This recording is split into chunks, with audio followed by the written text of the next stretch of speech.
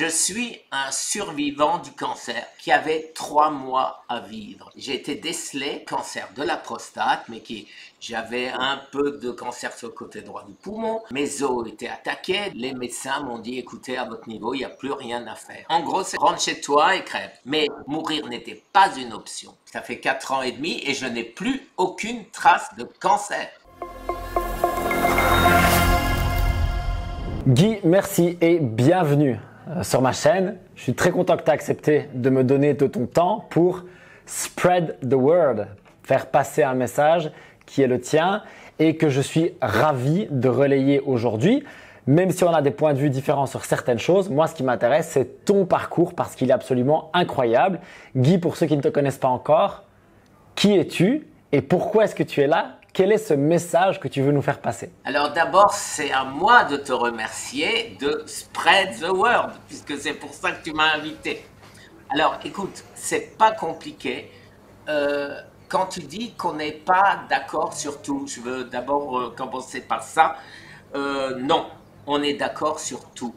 Toi, tu parles à des gens qui sont en bonne santé, qui sont des sportifs, qui sont musclés, qui sont relativement jeunes, et donc ton message est clair et pertinent en ce qui me concerne.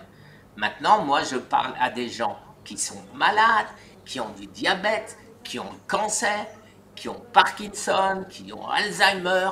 Ceux-là, je ne sais pas s'ils peuvent encore comprendre ce que je leur dis, mais un trait d'humour.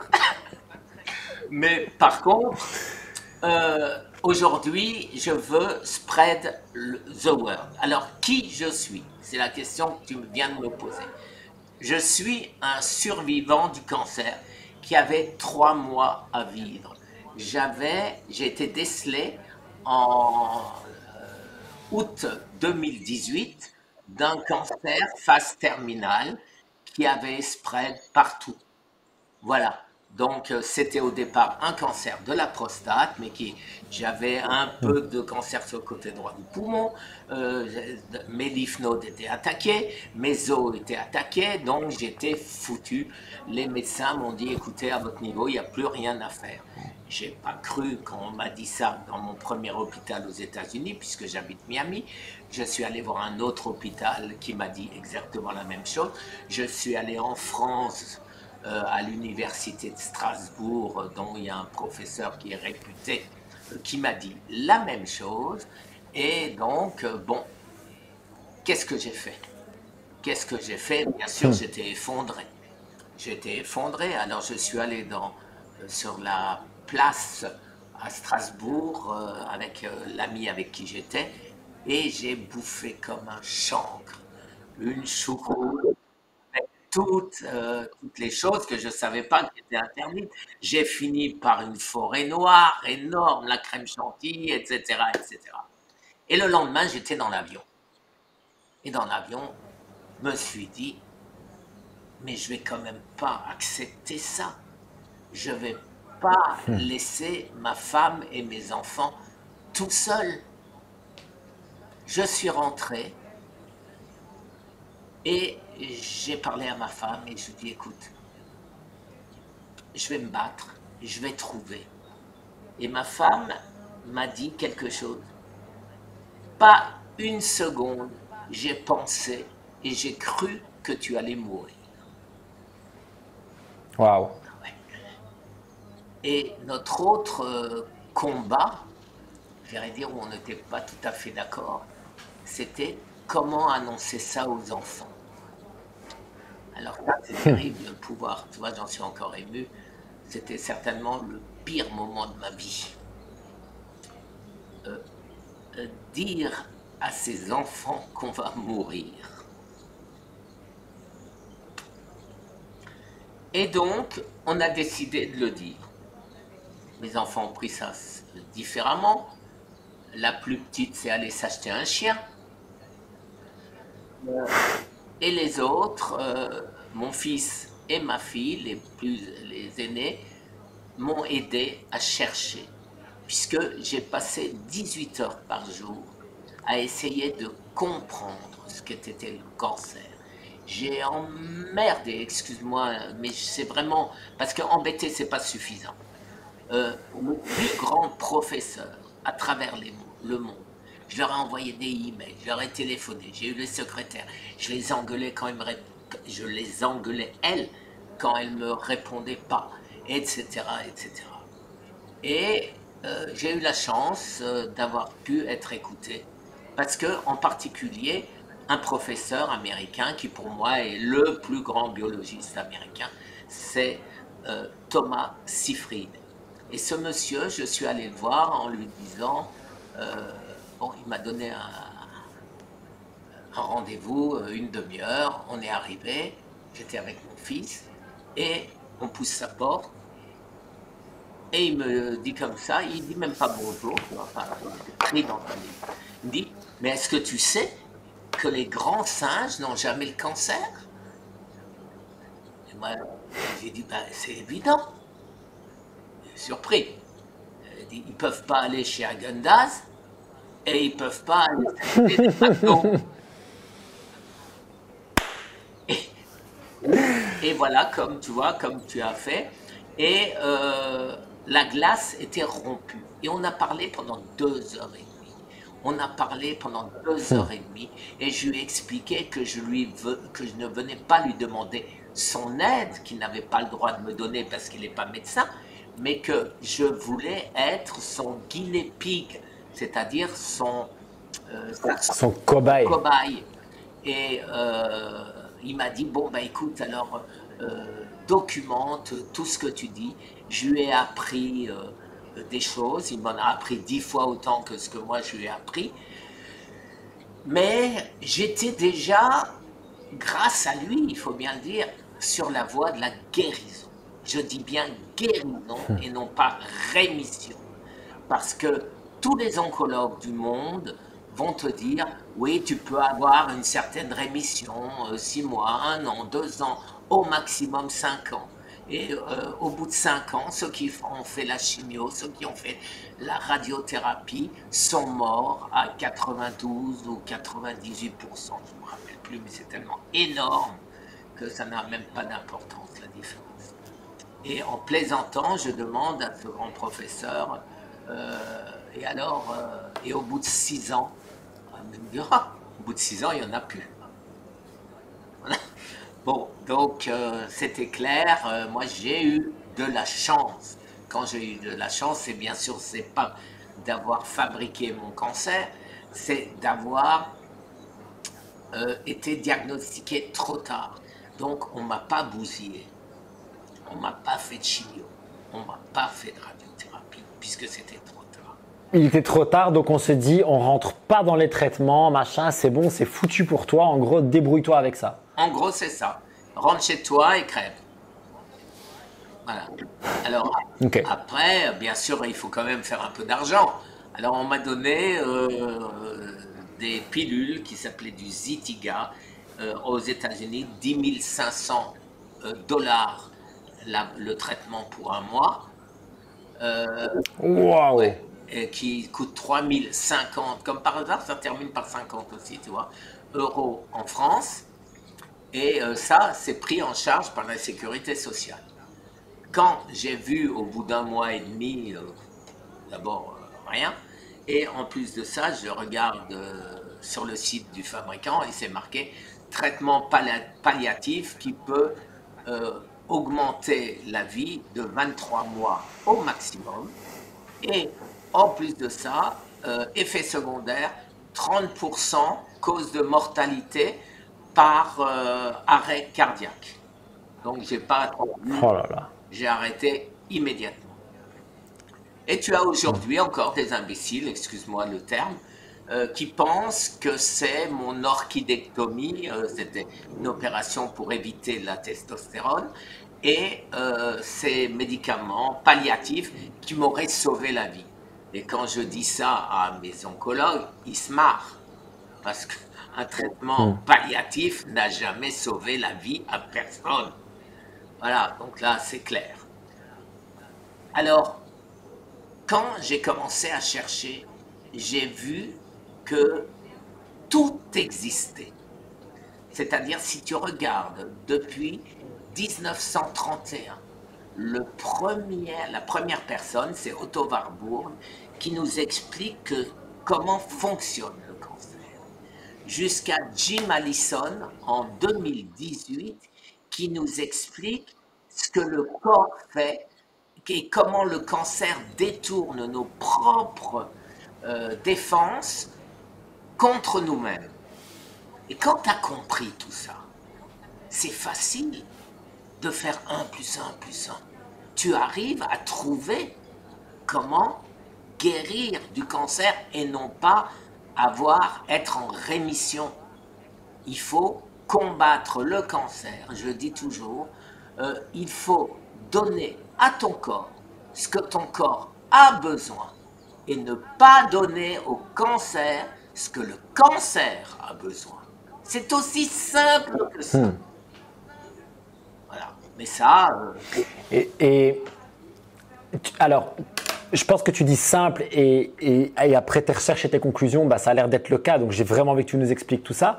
Par contre, je m'imagine, j'ai côtoyé des gens dans le cas, être atteint du cancer, avoir été diagnostiqué, etc. Même si c'est simple, je ne peux pas imaginer que ce soit facile à mettre en place tout ça. Tout ce que tu as fait, tout ce que Fred a fait, tout ce que les gens que tu inspires font pour le moment, je ne peux pas imaginer que ce soit facile. Est-ce que je me trompe? J'imagine que ça a été difficile comme chemin. C'est très difficile. C'est très difficile parce que tu as toujours cette épée de Damoclès au-dessus de la tête qui peut se décrocher et tu te dis toujours, mais est-ce que tous ces médecins qui te promettent que tu vas mourir, c'est quand même pas des imbéciles? Mais je vais pas dire que ce sont des imbéciles, mais ils sont très souvent, j'exagère, mais je dis quand même le mot, incultes. Quand je dis incultes, ils ont appris il y a 20 ans, 30 ans, 50 ans, quelque chose à la fac. Et ils sont restés là-dessus. Ils ne lisent pas les publications des grands professeurs, des prix Nobel. Mon propre oncologue, un de mes oncologues m'a dit prends du sucre, ton cerveau en a besoin, etc. etc. Il m'avait donné, tu sais, ces bouteilles que vous les sportifs, vous buvez, là, ces trucs remplis de sucre, 70 grammes dans un petit truc comme ça. Et il dit à mon fils, va acheter 3 bouteilles comme ça et ton père les boive immédiatement parce que j'étais à mon 15e jour de jeûne. Et quand je suis sorti, bien sûr mon fils n'est pas allé les acheter et on a dit, j'ai intérêt à changer de médecin. Voilà. Il ne savait même pas ce qu'était l'autophagie. Donc, un oncologue. L'oncologue, ouais. Donc, c'est grave. C'est grave, mais pour eux, c'est pas grave parce que c'est normal. C'est normal. Ils ont appris quelque chose. C'est des prescripteurs. Tu as quelque chose, on doit te donner ça. Voilà. C'est tout. Et ils vont pas chercher plus loin. Aujourd'hui... C'est incroyable. Oui, mais c'est comme ça. Pardon Guy, je voulais pas t'interrompre. C'est incroyable à quel point ça ressort en fait, à quel point on entend ça régulièrement maintenant. Ce sont des prescripteurs et surtout ils voient la maladie au travers d'un prisme. Le prisme c'est maladie, traitement chimique et voire palliatif, c'est-à-dire qu'on n'essaie même pas de traiter mais on essaie de maîtriser les symptômes, de soulager. A vers B, merci, au revoir. Et on ne se dit pas, peut-être qu'il y a une route à droite, peut-être qu'il y a une route à gauche, peut-être qu'il y a une nouvelle publication ceci, peut-être qu'il y a quelqu'un qui a guéri comme ça, etc., etc. Et en fait, je trouve ça assez dingue parce que comment est-ce que tu peux te dire, et je suis désolé, je suis à milieu de comprendre le fonctionnement, mais comment est-ce que tu peux te dire spécialiste d'un domaine si tu restes avec des œillères dans ce domaine? Est-ce qu'il n'y a pas justement une idée d'aller élargir ton champ de connaissances et de compétences et de les ramener dans ton domaine? Donc peut-être que si un biologiste trouve quelque chose, peut-être que si un artiste martial trouve quelque chose, peut-être que si quelqu'un qui fait de la médecine chinoise trouve quelque chose, peut-être que tout ça, tu peux le ramener dans ton domaine et du coup devenir un spécialiste qui amène quelque chose de nouveau. J'arrive pas à croire en fait qu'en 2022, on se dise « Ok, tu as le cancer, donc tu vas mourir. » Ou « Tu as le cancer, donc tu vas devoir faire avec. » quand il y a des gens comme toi, comme Fred et comme d'autres, qui ont mené une croisade et qui ont dit non, non, non, non, nous on ne veut pas se contenter de ça, on veut récupérer notre vie. Est-ce que c'est ça le chemin que tu as fait dans ta tête? Est-ce que c'était ça ton mindset? J'ai envie de récupérer ma vie? Alors, je vais te dire, tu as dit deux mots dans tout ce que tu as dit, primordiaux. D'abord, symptômes. Effectivement, les médecins soignent le symptôme. Ils ne cherchent pas la cause du symptôme. Le symptôme, c'est quelque chose que ton corps développe pour te dire attention, il y a quelque chose qui ne va pas. Et ce n'est pas en supprimant le symptôme que tu supprimes la cause. L'exemple idiot que je donne souvent, ta maison est en feu, les pompiers viennent, ils coupent le système d'alarme et ils repartent. Voilà, ta maison, elle arrête de brûler? Non. Bon, et tu as parlé, le deuxième mot, mindset. Tu as dit mindset. Mais là, alors là, je suis 1000%, je regarde tes vidéos, bien sûr, qui sont extrêmement intéressantes, et tu parles souvent du mindset. Mais le mindset, c'est la base. C'est ton cerveau qui donne les ordres à ton corps. À partir du moment où tu sais que tu vas mourir, ton mindset te dit je vais mourir parce que les oncologues me l'ont dit, tu vas mourir. Si maintenant ton mindset te dit hé, mes petits globules blancs, allez foutez-moi ce cancer dehors, eh bien il va le faire aussi. Mais et plus que ça, il va te parler, tu sais, quand Fred est venu me voir, j'ai adoré parce que il avait exactement le même état d'esprit que moi, c'est-à-dire il avait compris qu'on peut lutter contre le cancer et il l'a vaincu de la même manière que moi, je l'ai vaincu. Alors, on a employé des chemins différents puisqu'il n'y a pas qu'une seule voie, il y a plein de voies. Tu attrapes le cancer pour différentes raisons et tu peux te débarrasser de ton cancer avec différents moyens ou raisons. Et donc, ce que je voulais dire, c'est que la priorité, une fois de plus, c'est le mindset. Ton corps te parle. Alors, tu sais, après, une fois que je m'étais mis en condition de vaincre le cancer, que ce n'était pas une option, mourir n'était pas une option. Donc, à ce moment-là, qu'est-ce que mon corps a fait? Il m'a dit ce que je devais faire. Ça paraît ridicule, mais c'est... Non, non, moi je crois à 100% à ça, mais vraiment à 100%. Mais voilà, mais tu as plein de gens qui disent mon corps qui me parle. Alors, je donne un exemple souvent. Quand mon corps me disait prends les croissants ou la tablette de chocolat, je sais que ce n'était pas mon cerveau qui parlait. C'est mon bide. Hein? Mais par contre, quand il me disait mange pas ça, ne mange pas, t'as pas faim, t'as pas besoin d'aller manger, eh ben je l'écoutais.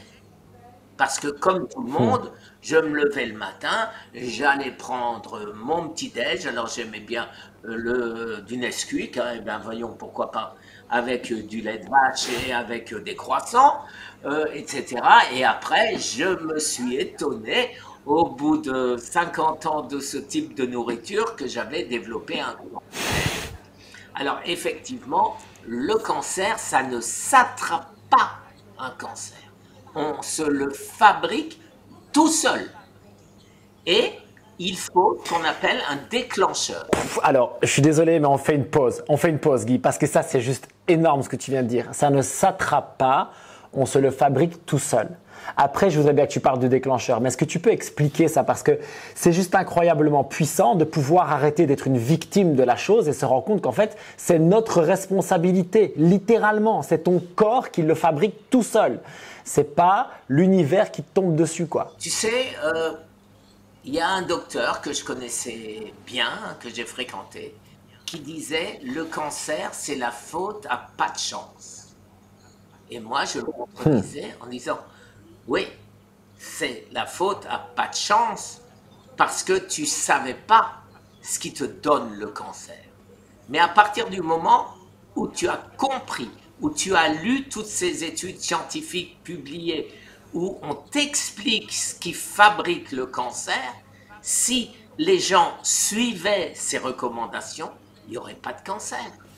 On le fabrique, et en particulier avec, en premier, la cigarette, avec la mauvaise bouffe, avec l'amiante, avec l'eau polluée, avec le lait, avec rempli de caséine, les sucres, les aliments transformés, les huiles végétales dites végétales, qui sont des huiles de grains. Tout ça fabrique le cancer. Mais j'ai vécu avec l'huile le sieur. C'était à la publicité, à la télé, tout le temps. Et donc à la maison, qu'est-ce qu'on avait? On avait ce poison. Et comme lait, qu'est-ce qu'on buvait? UHT, bien sûr. Pourquoi? Parce que tu pouvais le garder 6 mois dans le frigidaire sans qu'il pourrisse, etc., etc. Donc, mes parents ont commencé à m'empoisonner et comme j'aimais ça, j'ai continué pendant les 50 ans suivants. Voilà. Figure-toi que peut-être que mon syndrome de l'intestin irritable est un événement salvateur dans ma vie parce que pour ma part, je mangeais terriblement mal, mais vraiment, je pense qu'on ne peut pas faire pire. Et avec alcool et tout le truc, il n'y avait juste pas la cigarette, c'était pas mon truc. Et en fait, ce syndrome de l'intestin irritable est venu me dire, en fait, si tu continues comme ça, il va t'arriver quelque chose de grave. Et du coup, c'est ça. Je me dis, entre les deux, au choix, je préfère faire un syndrome de l'intestin irritable entre 25 et 30 ans, ce qui n'est pas du tout rigolo, parce qu'en plus, on comprend rien à ce qui nous arrive au début, mais ce qui est peut-être beaucoup moins grave qu'un cancer du côlon à 50. Et du coup, je me dis, comme tu dis, maintenant, j'ai la foi. Grâce à ça, j'ai été la chercher et j'ai la foi. Et c'est aussi pour ça qu'on est là, Guy, pour que tu spread the word et que moi, je fasse passer mon message. C'est pour que les gens aient la foi. Qu'en fait, ce qu'on fait, ce que ta génération, jusqu'à la mienne et malheureusement la suivante, petit déjeuner au lait UHT avec le Nesquik, les céréales, le pain, la confiture, etc., les viennoiseries et tout, on est littéralement, comme tu le dis, en train de s'empoisonner. Les huiles végétales qui sont dramatiques, etc., etc., etc. Et je suis vraiment content que tu nous expliques ça. Du coup, on fabrique notre cancer nous-mêmes à partir de ces sources. Cigarettes, amiante, malbouffe, etc., etc. Et ce que tu dis par contre, c'est que tout ça, on le fabrique, mais il y a un déclencheur. Il y a un moment, on va dire un point de bascule. Tu peux expliquer ça parce que je trouve ça passionnant. Alors, écoute, j'ai eu en 2015 une grande claque de la part de mon petit frère qui m'a empêché de dormir quasiment pendant 2 ans. Et j'ai lu, bien sûr, en particulier David Kayat qui nous parle du déclencheur du cancer. C'est une catastrophe qui se passe dans ta vie. Tu as perdu un enfant, tu as perdu ta femme, un divorce. Ça peut être aussi bête, quelqu'un d'hypersensible parce qu'il est viré de son boulot, etc. Mais il y a toujours un déclencheur. Et depuis, tous les gens que j'aide, je leur demande qu'est-ce qui a causé ton cancer. Et quand ils ne le savent pas, je leur demande est-ce qu'il s'est passé un élément dramatique dans votre vie. Et tous ont un élément dramatique. Donc, effectivement, tu peux construire. Tu vois pourquoi? Pourquoi est-ce que je me suis posé cette question? Parce que tu as plein de gens obèses, diabète, tout ce que tu veux, et ils n'ont pas le cancer. Et tu en as d'autres qui ont une santé extérieure, une apparence extérieure nettement meilleure et qui attrapent le cancer. Et cela... tu peux prendre l'exemple de Fred, sportif, hygiène de vie correcte, etc. C'est exactement à ça que je voulais en venir. Mais il a eu une grosse claque, une angoisse, la perte de ses... Tout à fait. Etc., de ses écoles, etc., etc. Ça doit être angoissant. Plus savoir si tu vas pouvoir payer ton loyer, payer ta voiture, payer... c'est angoissant.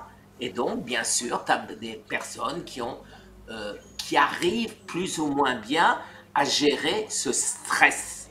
Et ce stress, c'est le démarrage du cancer. Et moi, tout ce qui était boulot, tout ce qui était... j'avais la phrase de mon père toujours dans la tête quand je me faisais une maladie parce qu'il y avait ci, il y avait ça. Et il me disait, mais Guy, ce n'est que de l'argent. Mais oui, ça paraît évident quand on le dit comme ça, mais on ne réagit pas comme ça. On dit c'est comme si le monde s'effondrait. Mais non, ce n'est que de l'argent. Et quand, grâce à ça, les soucis, par exemple, une maison, le locataire, et il avait vidé la maison, il nous a tout volé, y compris les fenêtres et tout. Mais bon, ça arrive. Voilà. Mais tu vois, ça c'est le genre de truc qui ne me faisait rien. Mais une blessure profonde de quelqu'un que tu aimes, alors ça, pour moi, ça a été la catastrophe, tu vois. Et ça m'a créé le cancer. Et ça, j'en suis absolument certain. Et j'essaye aujourd'hui d'éviter les claques quand tu as toujours un ami qui te déçoit ou quelque chose.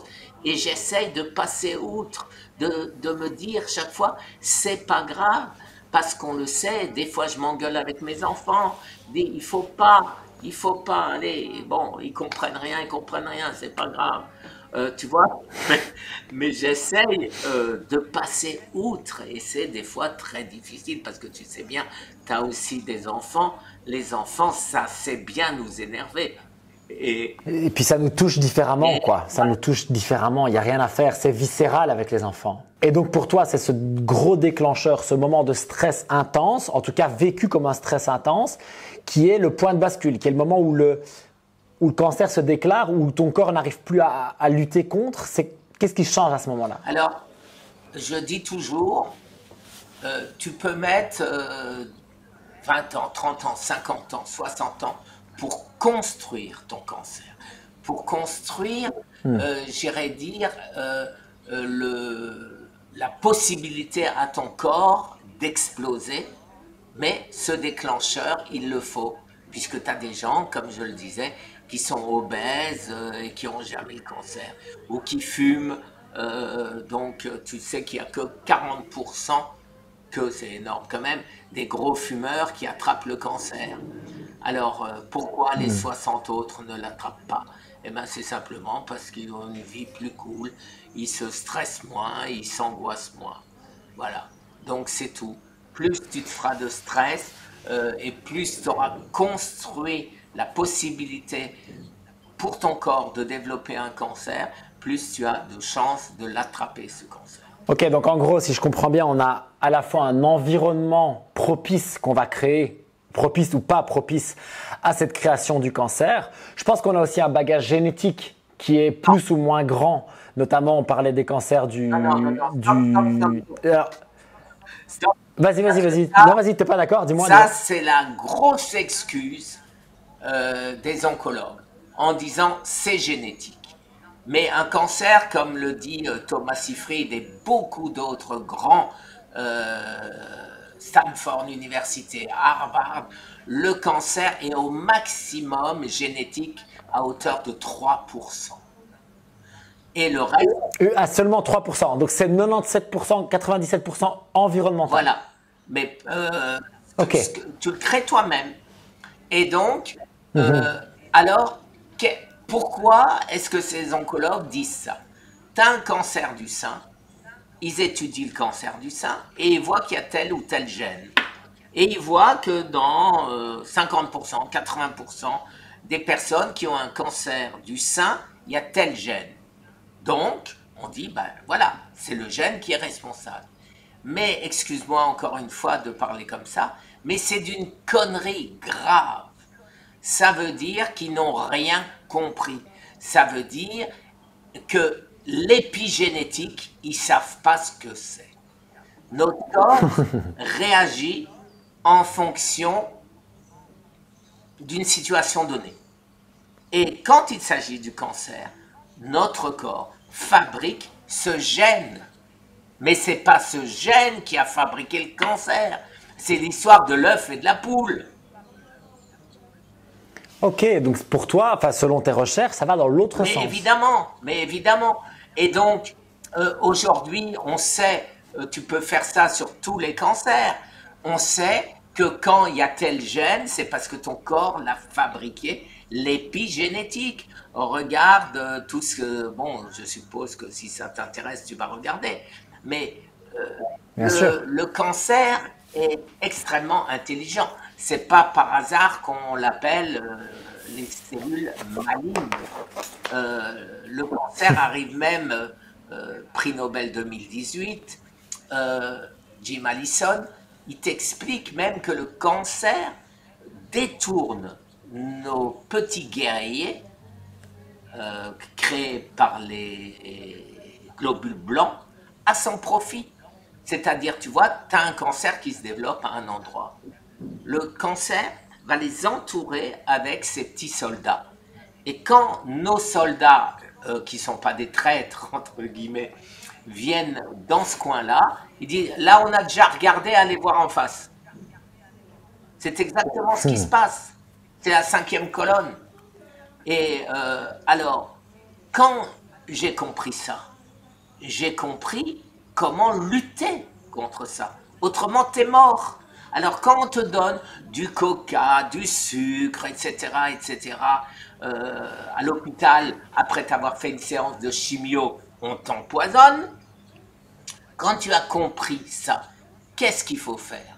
Eh bien, il faut enlever au cancer tout ce qui le nourrit.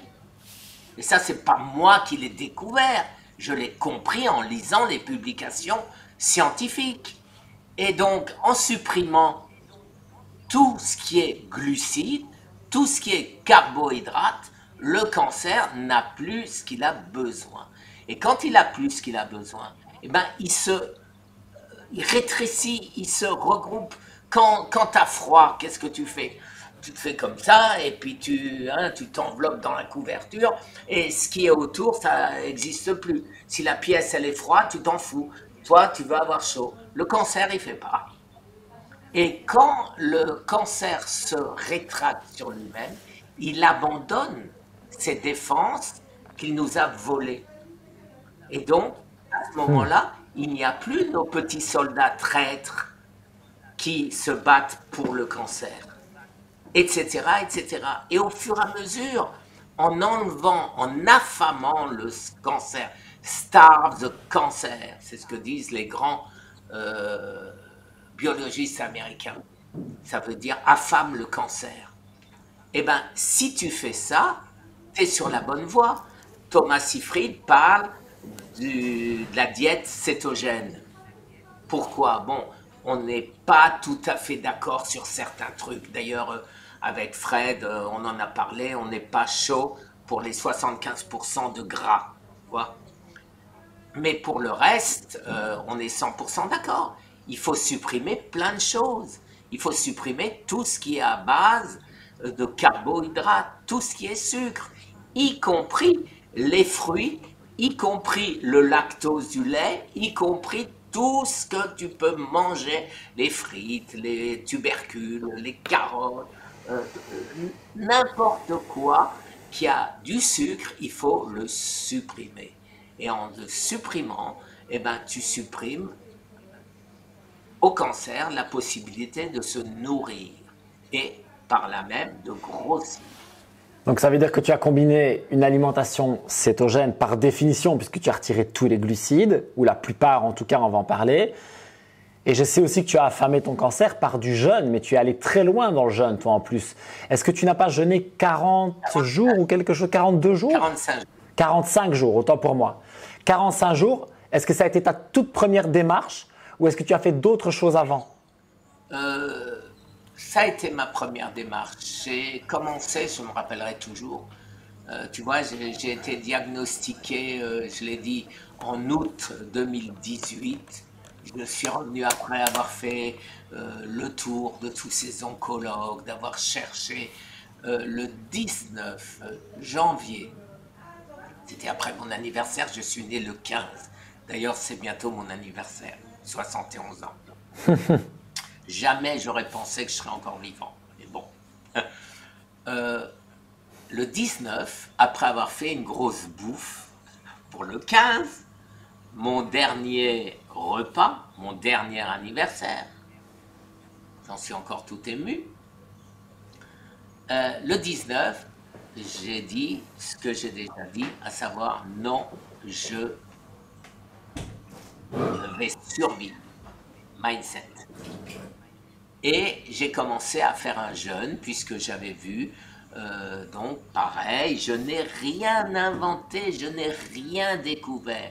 J'ai mis en place ce qui existe, je n'arrête pas de le dire parce qu'il y a des gens qui me traitent de héros. On m'a appelé, tu vois le tableau derrière moi, on m'a offert le samouraï, on m'a offert des épées, des sabres de samouraï, on m'a offert des casquettes, on m'a offert, les gens étaient, mais je spread the word, c'est tout, c'est tout. Je ne suis pas un génie, je ne suis pas autrement que tout le monde. Je suis seulement quelqu'un qui a voulu survivre et qui espère, grâce à ce qu'il a découvert, j'espère donner aux malades la possibilité de survivre aussi, de guérir aussi. Il faut survivre pour pouvoir guérir. Parce que le premier stade, c'est survivre. Et une fois qu'on survit, on peut guérir. Mais on ne peut pas guérir sans survivre. Donc, parce que là, ça fait 4 ans et demi qu'on t'a annoncé un cancer du stade 4 et on t'avait donné un pronostic vital de quoi, quelques semaines, quelques mois, 3 mois. Et ça fait 4 ans et demi. Ça fait 4 ans et demi et je n'ai plus aucune trace de cancer. C'est ce qui est important. Donc tu n'es pas, comme on le dit, en rémission, tu es en guérison. Oui. Et depuis un certain temps. Alors, pour le prouver, mon oncologue, qui est vraiment abasourdi, il n'y a pas d'autre mot, il me dit, écoute, on va faire ce qu'on appelle un PSMA. C'est un examen, un scanner, un type différent de scanner qui voit 6 mois à 1 an avant les cellules du cancer dans ton corps. Tout le monde, tous les jours, fabrique les cellules du cancer. Et moi, je n'en avais aucune. Alors, interrogation. Donc, tout le staff, on m'organise, c'est l'université de Miami, Silverser Center, Cancer Silverser Center, m'organise un rendez-vous, un Zoom avec des professeurs pour essayer de comprendre, etc. Et je leur explique nos recherches et je leur explique tout simplement que le cancer, avec ce que je fais, ne peut pas développer ses membranes. Donc, qu'est-ce qui se passe? Tu as la cellule du cancer, elle est comme ça. Elle fait ça, elle tourne, et il y en a 2. Mais elle n'a pas de membrane. Qu'est-ce qu'elle fait? Elle meurt. Comme un plongeur sous-marin, 40 mètres sous fond, tu lui enlèves sa bouteille d'air. Voilà. Comment est-ce que tu lui empêches de créer cette membrane? Alors, c'est un peu compliqué. C'est en inhibant ce qu'on appelle OXCT1, SCOT, et en inhibant la thiolase, et en amont et en aval, couper toutes les voies pour que la cellule du cancer ne puisse pas fabriquer, à partir de ce qu'on appelle l'acétyl-CoA, sa membrane. Et c'est comme, tu vois, toutes les cellules ont une mémoire, et ça c'est Walter Longo qui le dit, toutes les cellules du cancer, toutes les cellules de notre corps ont une mémoire de plus de 3 milliards d'années. Mais la cellule du cancer est beaucoup plus récente et elle ne sait pas utiliser toutes les portes que nos autres cellules utilisent. Et donc c'est comme un tourniquet. Si tu prends, tu vois, un hôtel, tu verrouilles les portes latérales et tu laisses que le tourniquet. Qui c'est qui peut rentrer? Tout le monde. Mais qui c'est qui peut sortir? Personne. Et c'est exactement ça qui se passe pour le cancer. Voilà. Et ça, tu le fais à partir de ton alimentation, à partir du jeûne, à partir de tes suppléments. C'est quoi ta méthode? Alors, à partir de nos suppléments, donc ce que j'ai appelé les 5 essentiels. qui sont en fait maintenant 6 ou 7. Hein.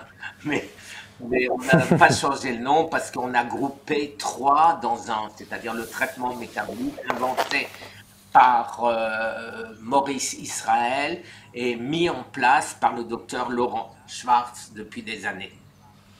On l'a amélioré un peu en rajoutant ce qu'on appelle le CoQ10. Je ne sais plus comment on prononce ça en français. Coenzyme Q10, Coenzyme Q10, voilà. Qui booste, qui fait que ça marche encore beaucoup plus vite. Mais donc, à ce sujet-là, notre dernière publication est en route qui explique tout ceci, qui explique, et j'espère vraiment que le monde scientifique va s'intéresser à ça parce qu'on a tout trouvé.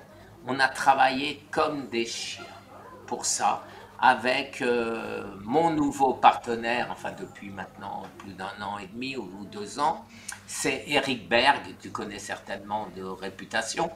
Bien sûr, Alors, bien sûr. quand je suis allé le voir, j'ai dit écoute, qui plus que toi peut spread the word, c'est-à-dire diffuser l'information, toi qui as 9 millions de subscribers. Bien sûr. Donc voilà, alors on lui a expliqué, il a été passionné, il a fait une vidéo, une deuxième vidéo, une troisième vidéo avec moi. Mon anglais étant horrible, j'ai pas eu le succès que Fred a eu quand je lui ai présenté Fred en lui disant voilà Eric, j'ai été contacté par Fred qui lui est un cas de rémission fantastique aussi. Accueille-le, fais une vidéo avec lui. Sa vidéo a aujourd'hui 1 300 000 vues. Donc c'est magnifique. Alors, une autre méthode de guérison que la mienne, parce que c'est un autre type de cancer. Mais la base reste la même. Fred prend les mêmes nutriments. Nous parlons régulièrement, nous savons exactement. Il me demande est-ce que je dois prendre ça ou ça, qu'est-ce que tu en penses? Et je n'invente, tiens, il m'envoie là, Fred, génial, ta vidéo sur. Elle est partie, Ok. Voilà. Mais tout ça pour dire, chaque fois que j'ai l'occasion d'avoir quelqu'un qui peut diffuser l'information comme quoi on peut guérir du cancer, je l'envoie à tous les gens qui peuvent spread the word, diffuser l'information, parce que c'est ça qui est important. Alors, ce qui me brise le cœur, entre guillemets, hein, c'est tous les gens qui ne veulent pas comprendre et qui ne veulent pas travailler ensemble. Si maintenant on avait tous les oncologues du monde qui voulaient bien s'asseoir à la même table, il n'y aurait plus de cancer. Mais non, chacun garde sa petite information de son côté. Et moi, qu'est-ce que j'ai fait? J'ai pris simplement chez tous. Et donc, la dernière publication qu'on fait, qu'est-ce qui m'a mené à notre numéro 50, puisqu'on a 49 références. La 50e, c'est ce qu'on a fait. Mais cette 50e, on ne l'aurait jamais fait si on n'avait pas eu les 49 avant. Alors ça, c'est ce que j'espère arriver à faire comprendre à la Réunion, à Orlando, en juin, avec Dave Asprey, avec David Sinclair, avec beaucoup d'autres grands.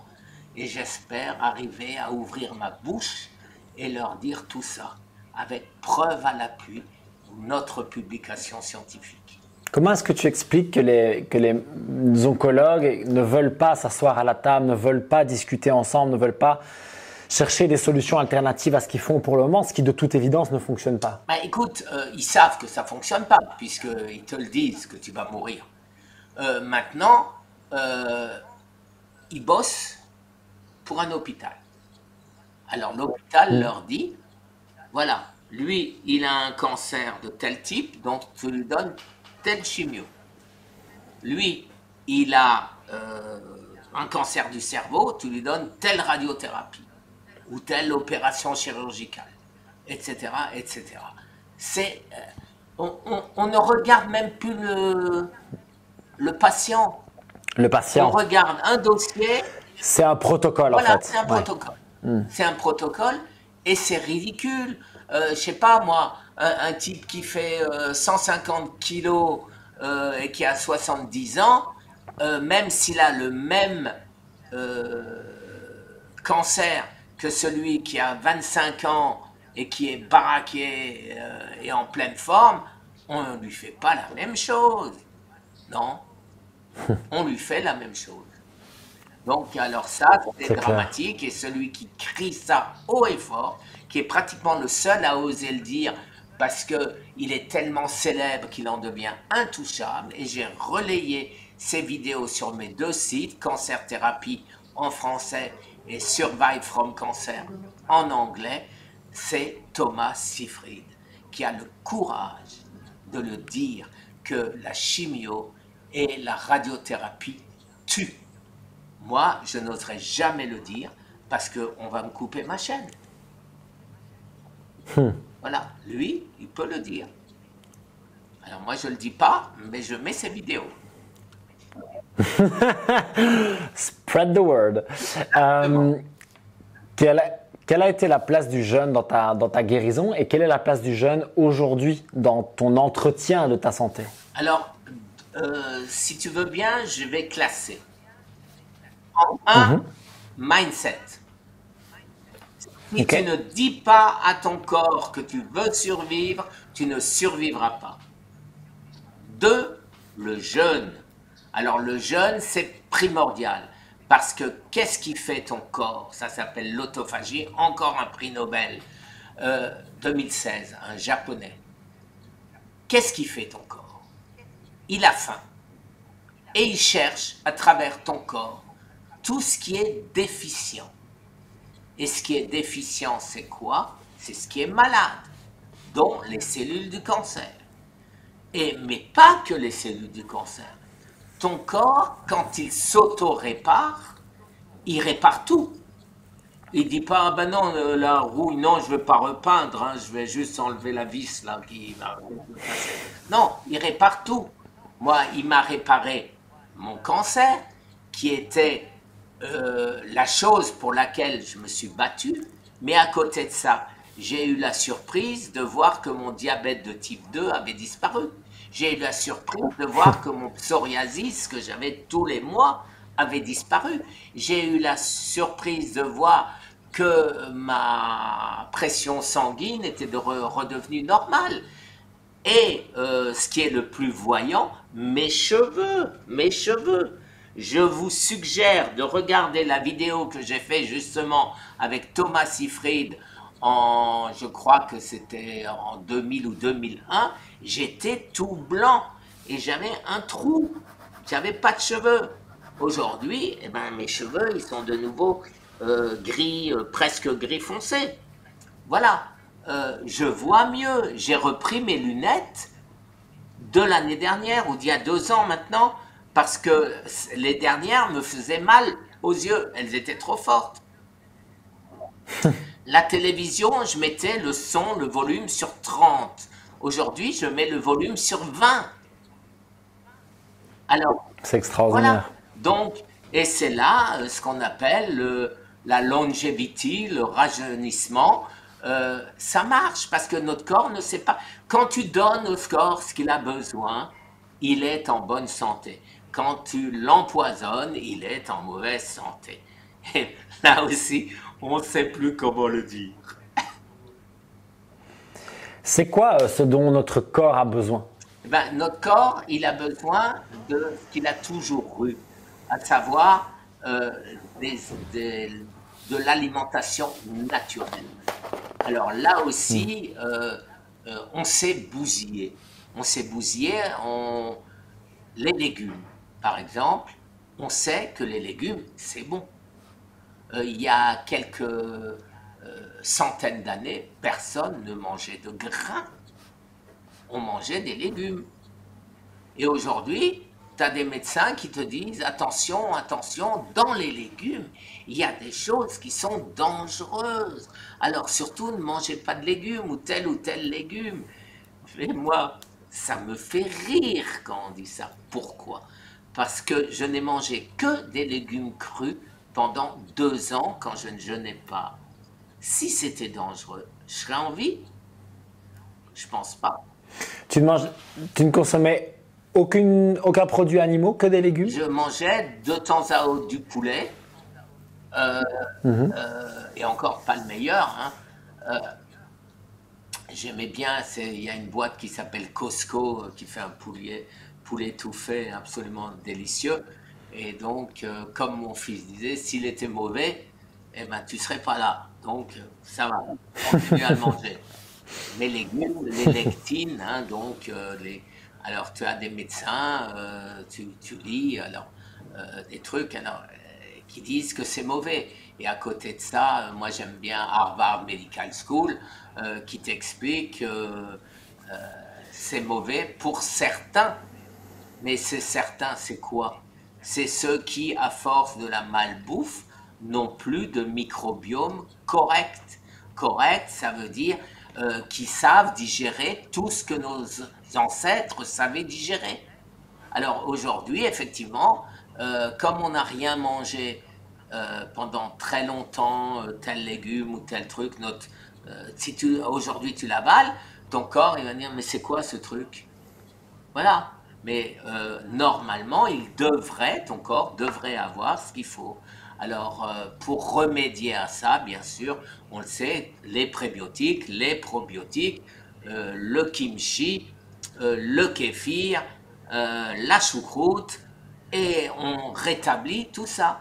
Moi, personnellement, j'avais commencé par les jus, et les jus, c'était épouvantable, parce qu'il y avait trop en quantité et pas assez de fibres.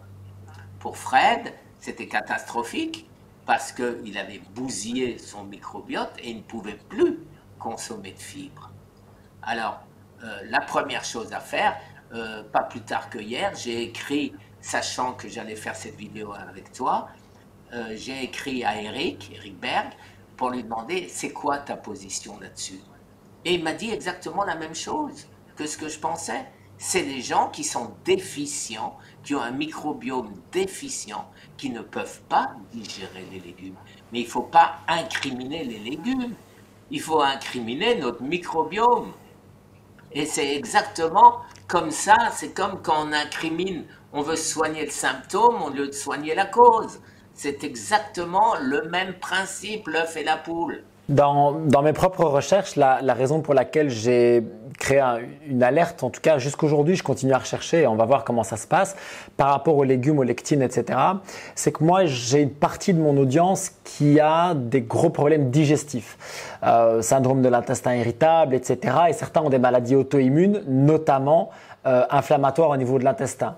Et je pense très sincèrement que temporairement en tout cas, pour laisser le corps récupérer dans un premier temps, la suppression des légumes et surtout des lectines et d'une partie des fibres a beaucoup de sens pour un temps. Par contre, là où je te rejoins à 100%, c'est sur cette idée de réintroduction progressive. Moi, j'en suis la preuve vivante puisque je suis passé du syndrome de l'intestin irritable inflammé de partout où je ne pouvais plus rien digérer à, il n'y a pas si longtemps, je mangeais presque tous les végétaux que je voulais, autant que je voulais. C'est-à-dire que je mangeais du brocoli, de la choucroute, du machin et tout allait très bien. La seule chose que je gardais comme symptôme un petit peu, c'est que j'avais des ballonnements. J'avais encore un petit peu le bas du ventre qui gonflait, etc. Surtout si j'en mangeais trop. Je pense qu'il y a aussi une question de quantité qui est vraiment très très importante.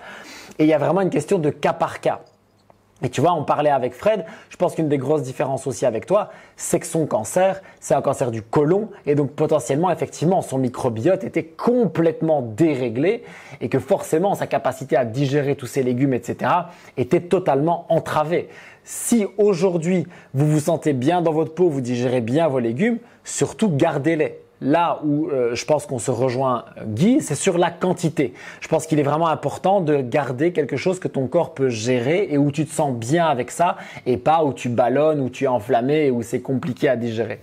Mais tu as dit encore une fois un mot primordial, l'inflammation. Alors l'inflammation, c'est quoi? L'inflammation, c'est de l'acide. Ça peut être tout type d'acide. Acide lactique, c'est le cancer. L'acide urique, c'est la goutte, etc. Hein, les doigts qui crochus, etc. Hein. Donc, qu'est-ce qu'il faut faire? Baking soda.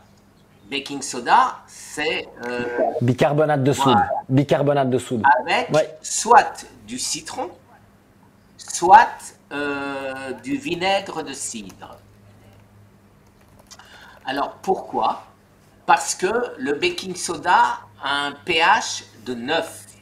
Donc si tu avales le baking soda tout seul, parce que très souvent on me dit c'est ridicule de prendre l'un avec l'autre, parce que le citron ou le vinaigre de cidre ont un pH de 2,3. Donc si tu mélanges les deux, ça ne sert plus à rien. Mais si, ça sert. Ça sert pourquoi? Parce que ça peut passer la barrière digestive relativement facilement. Si tu prends que le baking soda, qu'est-ce qu'il va faire ton corps? Il va créer de l'acide pour compenser. Si tu prends que le vinaigre, qu'est-ce qu'il va faire? Il va faire du bicarbonate de soude pour compenser. Donc quand tu prends les deux, ça passe et ça rentre dans ton corps. Et quand c'est dans ton corps, aussi bien le citron que le vinaigre de cidre a un pH de 9 après digestion. Donc 9, ça veut dire quoi? Ça veut dire que… Basifiant. Voilà. Ça veut dire que ton corps va absorber le trop d'acide que tu as. Alors, qu'est-ce que tu préfères? Que ça te bouffe, que ton acide bouffe tes articulations, et après tu as mal, et après on te parle d'arthrite, d'arthrose. Si tu regardes mes vidéos d'il y a 2 ans, je pouvais à peine bouger le bras. Aujourd'hui, c'est fini. Pourquoi? Baking soda et citron ou vinaigre de cidre. J'en ai parlé. Ou vinaigre de cidre. Et j'en ai parlé à mon médecin et qu'il a essayé sur plusieurs de ces cas intraitables, puisque c'est chronique, hein, soi-disant. Eh bien, ils sont guéris, ces cas chroniques.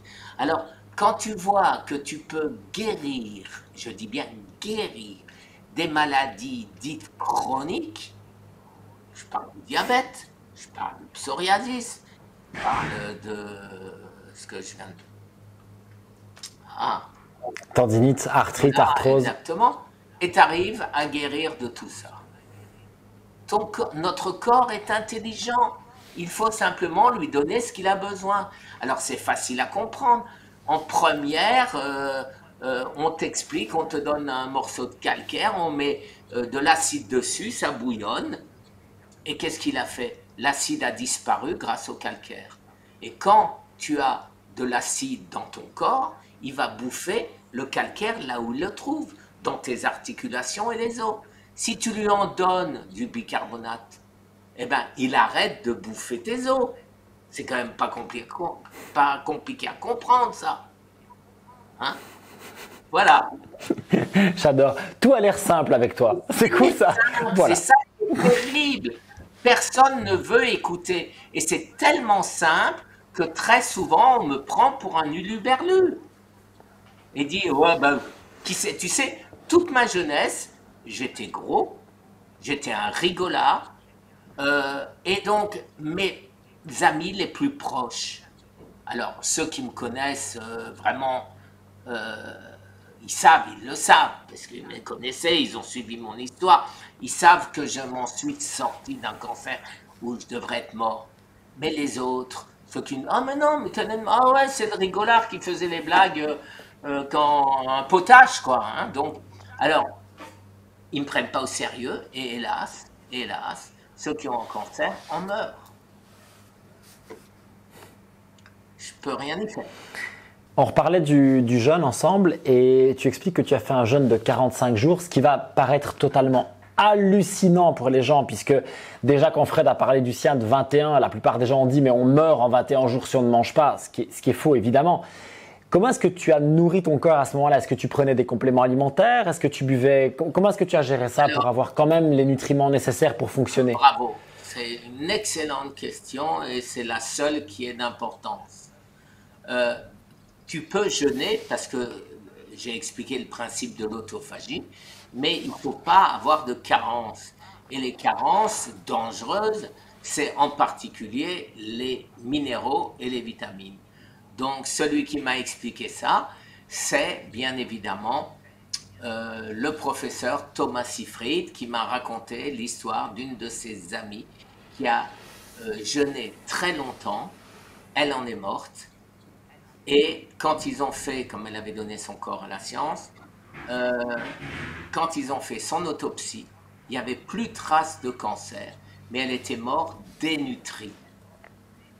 Et lui conseillait de ne pas dépasser 25 jours.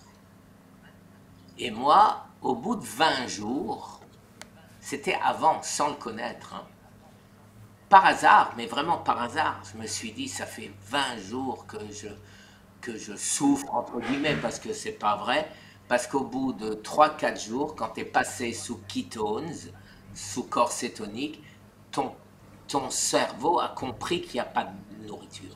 Et donc, il ne réclame plus. Ton ventre ne dit plus j'ai faim. Et tu n'as pas faim.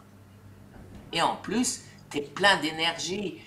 C'est incroyable l'effet des corps cétoniques sur notre corps. Ketones, oui. Et donc, au bout de 20 jours, je me suis dit, et si je l'aidais?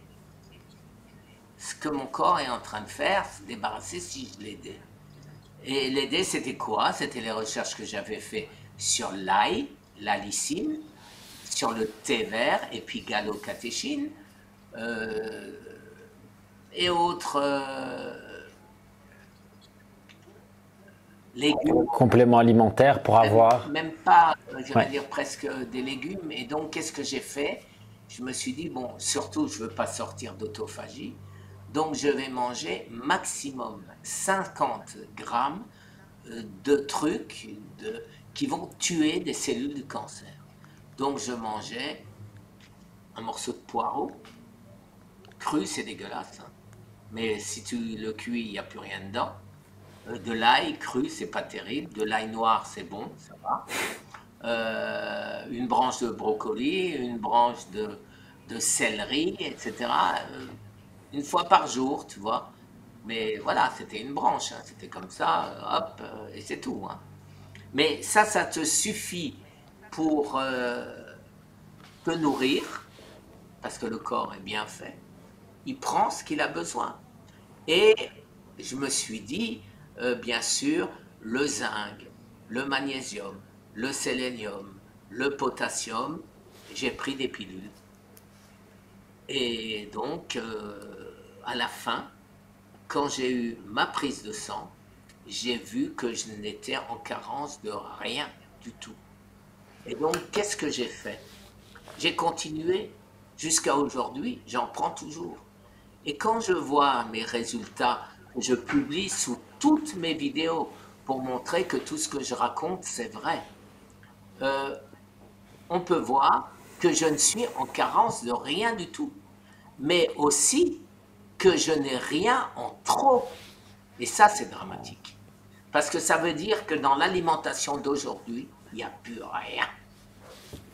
On fabrique. Oui, parce que ça veut dire que maintenant que tu manges, je mets des guillemets, normalement, et que tu te complémentes quand même, tu n'es pas en trop, tu es juste au niveau. Absolument. Ok. Donc c'est terrible de voir ça. De voir, je ne sais pas qui, je ne me rappelle plus, a fait des tests sur une pomme. Une pomme, elles étaient flétries, grandes comme ça, et elles étaient bourrées de nutriments. Aujourd'hui, elles sont grandes comme ça, elles sont brillantes, elles sont belles, et il n'y a plus que du sucre. Voilà. Alors. Ça rejoint un peu une discussion que j'ai eue avec Julien Vénesson en off un jour, mais il m'en voudra pas d'en parler. Julien Vénesson, il a écrit des livres très intéressants comme Comment le blé moderne nous intoxique, gluten, paléonutrition, etc. Et je discutais avec lui par rapport aux compléments alimentaires. Je dis tiens, quelqu'un qui a une alimentation vraiment très équilibrée, légumes, fruits, viande, poisson, oméga 3, etc. dont d'ailleurs je serais curieux de te poser une question sur le sujet juste après. Et il me dit, tu sais, dans l'alimentation actuelle, c'est vraiment très difficile d'avoir suffisamment de nutriments, particulièrement certaines vitamines, certains minéraux, etc. Et donc il dit, moi je pense qu'un multivitamine de base pour avoir tes vitamines essentielles, tes minéraux essentiels, voilà un peu ta ligne de fond comme ça, tu vois, ta base sur laquelle t'appuyer, c'est une assurance santé pas chère. Et j'ai fait mes recherches sur le sujet et je dois dire que jusqu'ici, je suis assez convaincu comme lui. En tout cas, quand ton système fonctionne bien, une petite assurance santé à son multivitamine essentiel est à 40-45 € par mois avec la vitamine D et la MK7 incluse, la K2 MK7, excuse-moi. Tu dis bon, effectivement, à ce prix-là, ça vaut potentiellement le coup d'avoir ma petite assurance santé. Et toi, tes recherches personnelles ont l'air de confirmer ça. Mais c'est l'évidence. C'est-à-dire, et quand on me dit que c'est cher, je dis tu rigoles, c'est cher, mange un peu moins de plats préparés, arrête de boire du coca et tu vas voir qu'il va te rester de l'argent à la fin du mois en ayant acheté tous tes nutriments. Alors, qu'est-ce qu'il faut prendre? En premier, effectivement, tu l'as dit, la D3 MK7 avec la K2 MK7. Il faut prendre de la vitamine C, bien évidemment, que notre corps ne peut trouver nulle part, ne fabrique pas. Il faut prendre ce que, d'ailleurs, Eric Berg vient de faire une vidéo aujourd'hui dessus, sur ce qu'on appelle le nutritional yeast, pour avoir la levure nutritionnelle. Voilà. Pour la B1. La B1, toutes les vitamines B sont des vitamines essentielles. Et donc, il vaut mieux, effectivement, ça coûte beaucoup moins cher de prendre la... comment tu appelles ça en français? De la levure de bière, par exemple. Voilà, mais il y a deux types. Enfin, il explique ça. Je vous envoie sa vidéo. On ne va pas passer notre journée là-dessus. Donc, après, il y a les nutriments, les minéraux qu'on ne trouve pas. Alors, bien sûr, moi je dis il ne faut pas prendre de fer, parce que du fer, il y en a partout. Il ne faut pas prendre de calcium, puisque le calcium, il va boucher nos artères. Et dans la D3, c'est bien pourquoi on prend la D3 avec la K2 MK7, parce que ça retire le calcium qui est dans nos veines ou dans nos artères pour le remettre là où ils doivent être, là où il doit être, c'est-à-dire dans nos os ou dans nos articulations. Donc, il ne faut pas, pour moi, se supplémenter en calcium, il ne faut pas se supplémenter en fer. La B12, très souvent, on peut en avoir trop, mais tout le reste, il faut se supplémenter. Et sur survivefromcancer.com, j'ai mis gratuitement à la disposition de tous nos protocoles anti-cancer et nos protocoles de nutrition.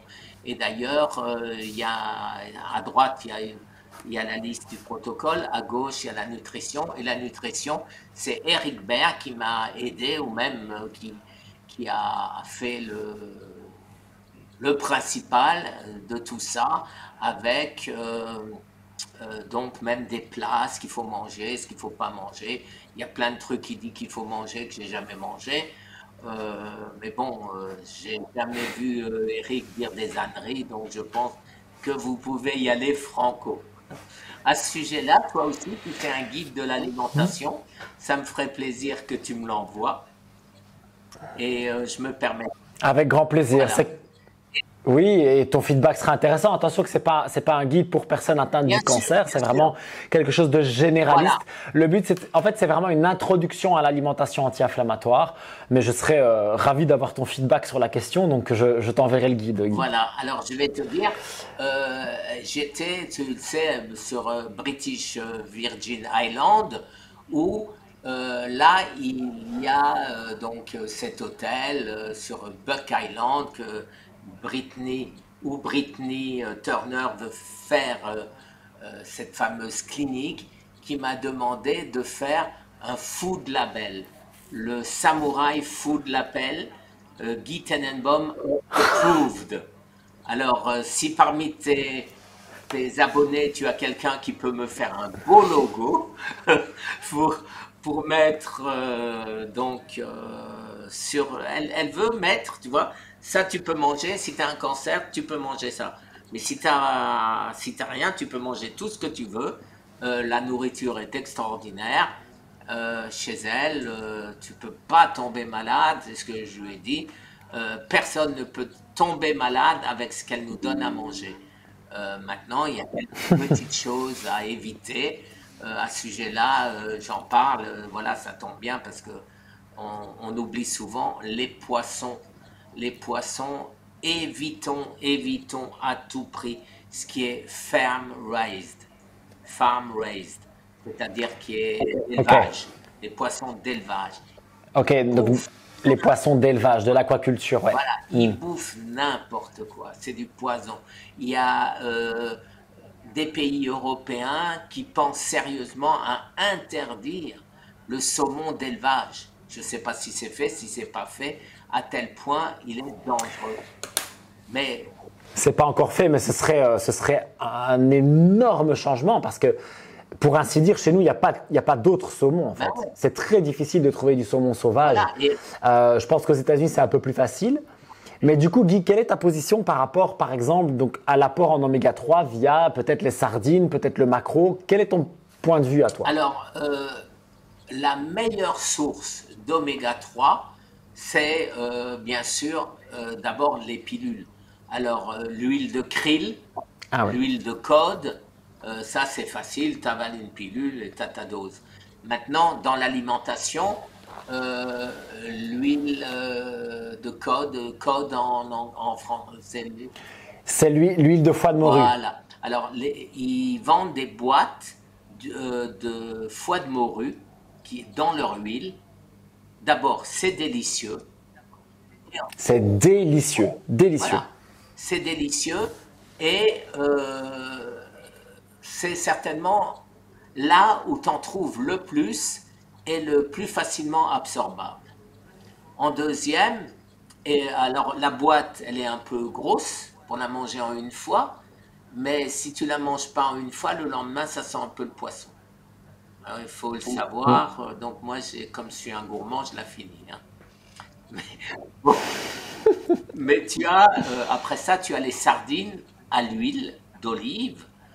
Il faut, bien sûr, mais ça, on ne peut pas le savoir si c'est de la vraie huile d'olive ou pas.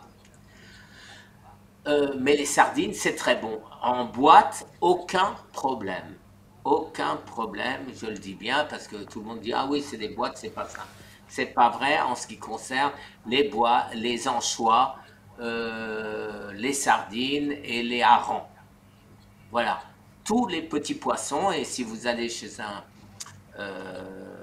poissonnier, vous achetez tous les poissons qui sont petits, surtout pas les gros, parce que les gros, ils sont bourrés de mercure ou autres métaux lourds. Et si vous en avez mangé, vous prenez de l'éosine. L'éosine, c'est un genre d'argile, c'est de la pierre, qui débarrasse notre corps des métaux lourds.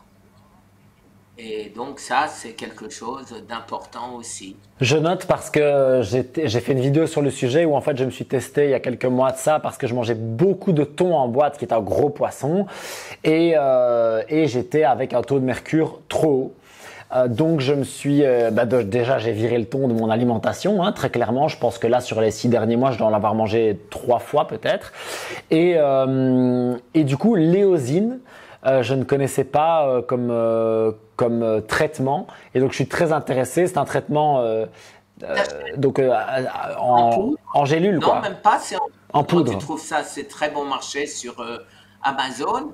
Et si tu manges des légumes, tu les mets ou une salade, tu le mets là-dedans, ou alors tu le bois, hein. Mais si tu mets ça dans la Ok. salade, tu sentiras même pas que tu as mis ça.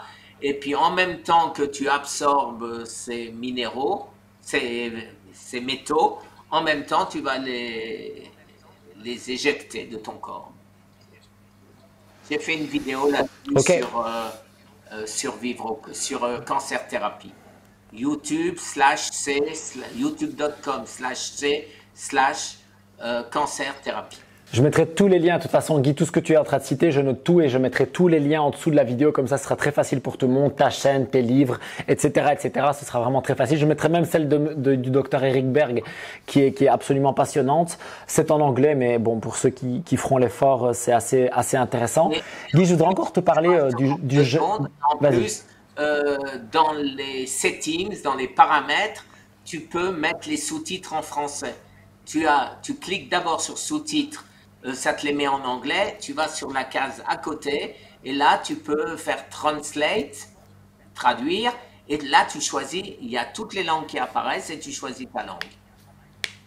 Il y a énormément de Extraordinaire, ce sera excellent. Guy, par rapport aux jeunes, ta position pour quelqu'un qui est en santé, qui en tout cas n'est pas en situation de cancer ou en post-cancer. Qu'est-ce que tu penses du jeûne, je vais dire au quotidien, une fois par semaine, une fois par mois, je ne sais pas. Quelle est ta recommandation pour entretenir notre santé? J'ai une discussion avec Fred sur le sujet et c'était très intéressant. Du coup, d'ailleurs, il m'a convaincu d'essayer des trucs, mais je voudrais avoir ton avis. Alors, d'abord, il y a quelque chose qui est très important, à mon avis, c'est on a pris une habitude, parce que c'est comme ça, de manger 3 fois par jour. Pour moi, c'est une grosse ânerie. Pas que pour moi, pour tous les gens qui font ce qu'on appelle la longévité, qui essayent de trouver. On voit que quand on occupe notre estomac et notre foie à digérer, eh ben, le foie a 3000 tâches à faire et il ne peut plus les faire parce qu'il est pris à faire de la digestion. Donc, maximum, personnellement, je trouve qu'il faudrait manger 2 fois par jour. Et ça, on est parfaitement en phase avec Eric Berg, qui lui dit le matin 9 heures et après à 11 heures. Voilà. Moi, le matin 9 heures, c'est uniquement quand je suis en vacances ou en compagnie de personnes. On se rejoint le matin et là, bon, on mange un petit truc. Mais quand on mange le midi à 1 heure, il nous reste 20 heures par jour d'autophagie. 20 heures moins l'heure ou les 2 heures de digestion. Hein. Mais si on compte 1 heure et demie, j'ai terminé de manger, en gros, voilà, je recommence le lendemain à 9 heures, il me reste un petit 20 heures d'autophagie. Donc c'est parfait. Et on n'a pas faim. Et on n'a pas faim, ça je peux vous l'assurer que après 3 jours, vous n'aurez plus faim. Si maintenant, en plus de ça, vous avez le courage de jeûner, 1 fois par mois, ça suffit. Mais pas moins de 72 heures. Parce que l'autophagie profonde commence ou se termine à 72 heures. Il y a bien des chercheurs qui disent au-dessus de 72 heures, ça ne sert plus à rien parce que le corps a fait son travail. Mais 71 heures, le corps n'a même pas encore commencé. Donc, c'est vraiment 72 heures. Alors, moi, j'essaye 72 heures et demie pour être sûr. Mais des fois, je fais 5 jours, des fois, je fais 1 semaine. Mais c'est plus, j'irais dire, une angoisse non justifiée qu'une réalité scientifique. 3 jours. Oui, tu le fais plus pour te rassurer pour le moment, en fait, c'est ça. Absolument. Mais 3 jours, ceux qui ont le courage de faire fasting, c'est intermittent fasting, c'est-à-dire 20 heures, entre 18 et 20 heures, sans manger pendant tous les jours, 18 heures minimum, et ceux qui en plus, 1 fois par mois, ne mangent rien pendant 3 jours, sont à l'abri de toute maladie métabolique. Je peux pas être... 1 fois par mois pendant 3 jours. Voilà. Et ça, on en a. Waouh. Pour moi, c'est très. Pour moi, alors je vais être. Vas-y, vas-y. J'ai plus de 9 millions de vues sur Cancer Thérapie.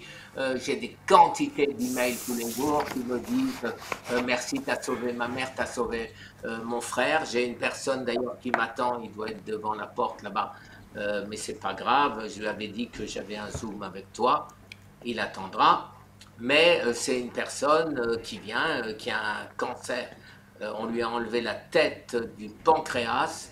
Et voilà, il veut savoir quoi faire. Alors, c'est ce que je dis toujours, lisez mes livres, allez voir docteur Jean-Marie Dessin sur car.fr, mais je ne suis pas médecin, je ne suis pas habilité à donner des conseils médicaux. Par contre, je peux donner des conseils nutritionnels, c'est pas de la médecine, et je peux donner mon expérience, c'est-à-dire mes livres. Voilà. Donc, je pense qu'après, chacun fait son choix, chacun fait. Je pense, tu vois, le livre que nous avons fait, Fred et moi, je pense, c'est mon dernier livre, c'est notre dernier livre, je pense qu'il est important parce que il donne deux manières différentes de se soigner, mais pas si différentes que ça. Le principe est le même. C'est ce que j'ai compris aussi hein, quand je parle avec vous deux un peu plus en détail, c'est que finalement, même si sur certains détails, je vais dire, vous faites différemment, le fond est totalement le même. Le jeûne, le mindset, et également, il y a mon caméraman qui a choté dans la caméra, ça m'a un petit peu. Donc le jeûne, le mindset et la cétose, très clairement, là vous êtes tout à fait d'accord, et alors les compléments alimentaires pour ne manquer de rien et pour continuer à combattre vraiment l'oxydation, l'inflammation, etc. Est-ce que c'est un bon résumé pour toi? C'est un résumé parfait. La première chose, tu l'as dit, c'est l'inflammation. Après, le mindset. C'est-à-dire ce qu'il faut combattre impérativement, c'est l'inflammation. Parce que le cancer s'installe sur l'inflammation. Et combattre l'inflammation, c'est ce qu'il y a de plus facile. On arrête de bouffer inflammatoire et on prend du bicarbonate, on prend les légumes basifiants et non pas de la viande qui est voilà, il faut bien le dire. Acidifiante. La viande, alors là, bon, c'est la seule chose où je ne suis pas 100% en phase avec Fred. Parce que Fred, pour moi, Fred, tu m'excuseras, je le dis comme je le pense, tu aimes la viande. Et donc, tu essayes de te convaincre. Mais c'est pas vrai. C'est pas vrai. Tu peux pas manger autant de viande que tu en manges. Réduit, réduit, remplace par du poisson, remplace par des crevettes raw, c'est-à-dire wild, c'est-à-dire sauvages, remplace par... tu sais tout ce que tu dois remplacer, mais t'aimes la viande. Voilà, moi j'aime le poulet, t'es content. Petit message personnel.